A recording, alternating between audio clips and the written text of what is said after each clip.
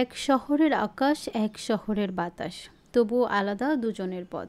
কাগজে কলমে এখনও স্বামী স্ত্রী, কিন্তু বহুদিন ধরে আলাদা থাকছেন যিশু সেনগুপ্ত আর নীলাঞ্জনা শর্মা।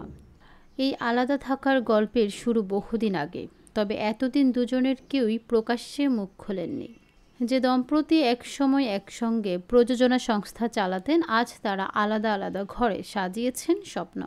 নীলাঞ্জনা ব্যস্ত নিজের নতুন প্রোডাকশন হাউস নিয়ে, আর যিশু শুরু করেছেন নতুন প্রযোজনা সংস্থা সৌরভের সঙ্গে।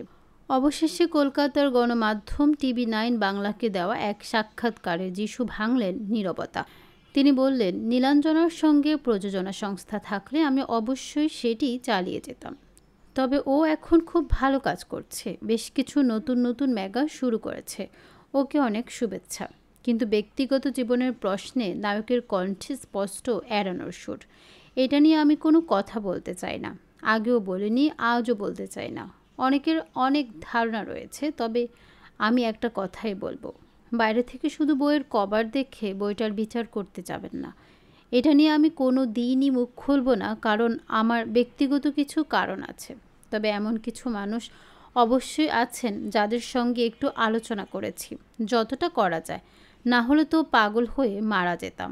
এই ভাঙনের ছায়া এসে পড়েছে মেয়ের সঙ্গে সম্পর্কেও। সারা আনফলো করেছেন বাবাকে, তবু মেয়ের প্রসঙ্গে গর্ব লুকালেন না যিশু। সারাকে নিয়ে আমি খুব গর্বিত।